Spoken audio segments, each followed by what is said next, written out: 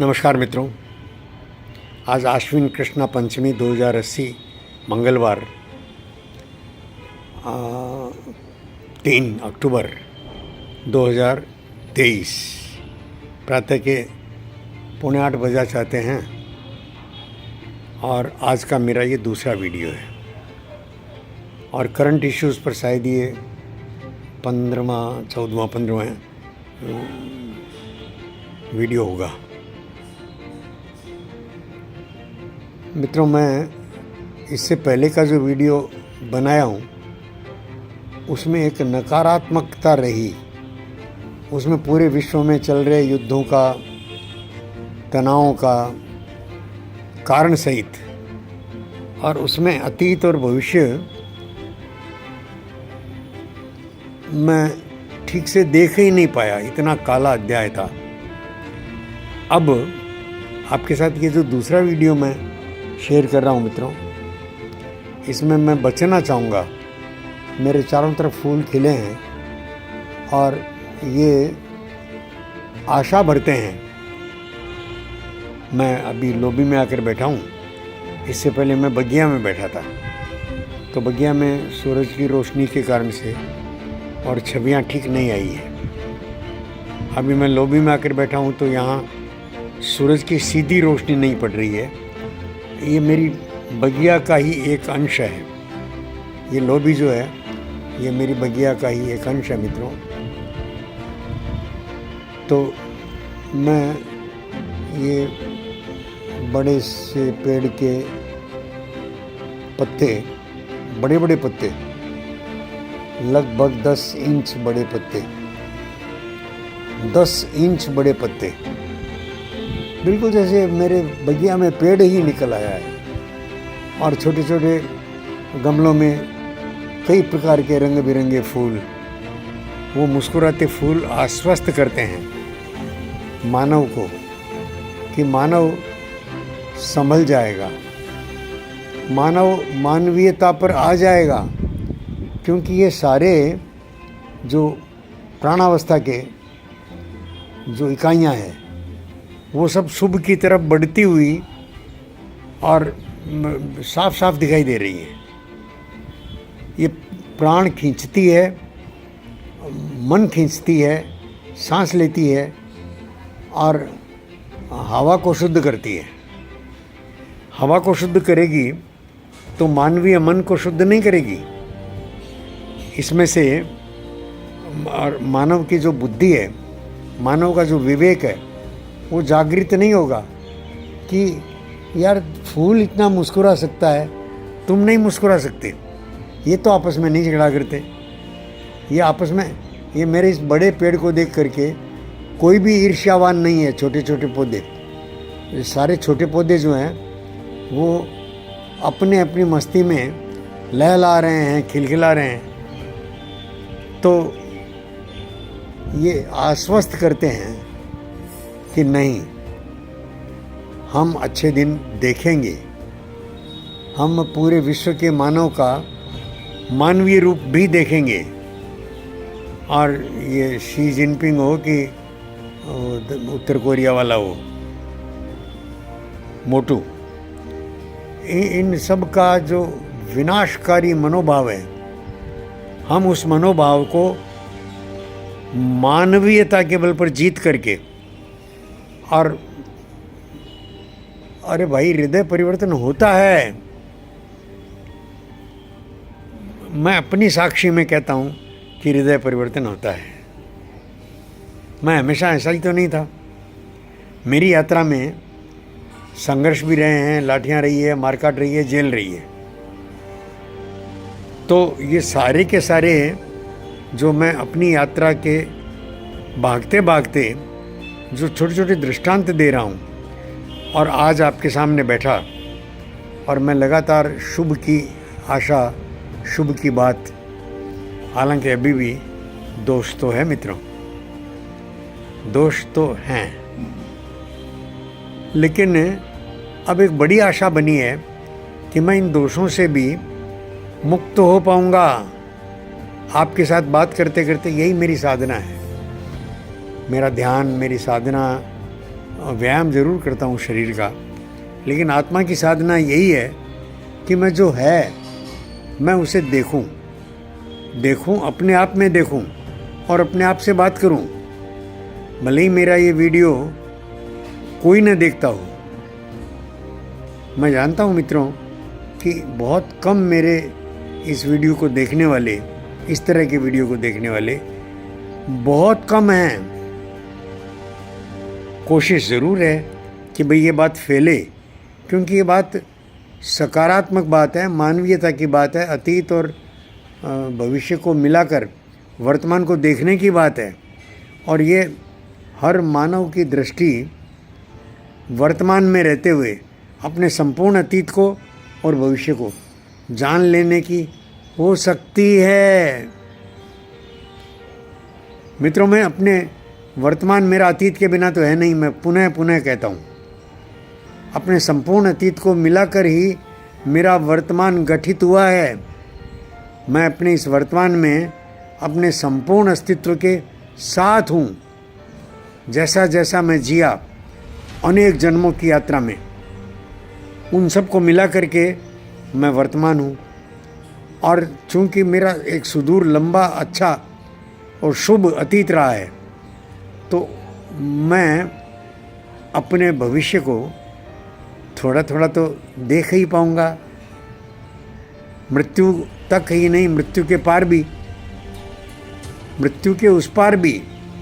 मृत्यु तो एक घटना है, वो घटनी है एक दिन, वो एक दिन घटनी ही है।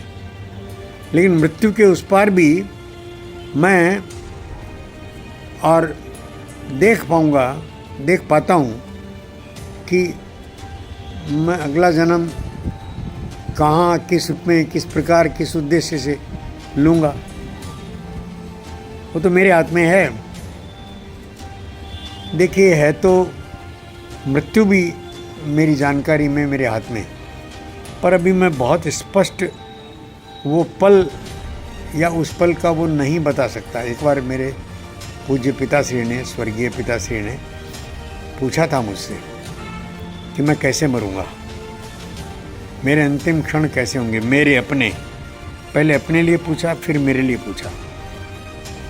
तो मैंने बहुत शांत भाव से बताया था कि मैं शायद विक्षिप्तावस्था में और बहुत दुखद मृत्यु मुझे प्राप्त हो। तो ये सुनकर उनको बहुत आश्चर्य लगा कि मैं इतना अच्छा जीता हूँ, पैसा, मुझे पैसे की लालच नहीं है, ललक नहीं है, किसी प्रकार का माया मोह का बंधन वो मुझे जकड़ नहीं ले रहा है, और मैं ऐसी मौत क्यों मरूंगा। लेकिन मुझे अब भी ऐसा दिखता है। कल ही अपने एक मित्र से बात कर रहा था कि मैं बहुत आशंकित हूँ, मैं भ्रमित हूँ, और मैं प्यार चाहता हूँ, और इसलिए चाहता हूँ कि मैं प्यार के साए में ही मेरी देह छूटे, मेरी देह विवादों में नहीं छूटे, मेरी देह अपने दुखपूर्ण मनस्थिति में न छूटे, नहीं तो अंतिम क्षण जो है जीवन का, वही अगले जीवन का बंधन, उसके कारण और उसका समीकरण बांधता है। अंतिम क्षण में जो भाव रहेंगे, वही भाव लेकर के मैं अगला जन्म लूँगा। तो चाहत तो मेरी ये है कि मेरे अंतिम क्षण जो है वो शुभ हो, प्रसन्नतापूर्वक हो, पर अभी मैं निश्चित तो नहीं कह सकता मित्रों। लेकिन अगले जन्म की बात, अगला जन्म जो है वो मेरी चाहत है कि धरती के बेटे के नाते, और मेरा जन्म मंगल, बृहस्पति या चंद्रमा, इन ग्रहों पर हो। मेरी कोई वैज्ञानिक माता और अपने विज्ञान की खोज में वहाँ जाकर कुछ दिन बिताए और उसके गर्भ से मेरा वहीं जन्म हो। और वहीं जन्म होता है तो उसके बाद भले ही वो मुझे किसी प्रकार से वापस धरती पर ले आए, लेकिन वहाँ जन्म हुआ तो फिर मैं अपनी माता के साथ ही वापस पुनः उसी जगह या किसी दूसरे ग्रह पर पहुँच जाऊँगा। और वहाँ पहुँचकर मैं अपनी शोध यात्रा शुरू कर दूँगा आगे के ग्रहों की, जो मेरा वर्तमान की भी चाहत है। और चाहत मित्रों तो अपने आप को पाने की है, अपनी आत्मा में रमण करने की है, लेकिन ये समीकरण सीधा है कि बाहर और भीतर कुछ अलग अलग नहीं है।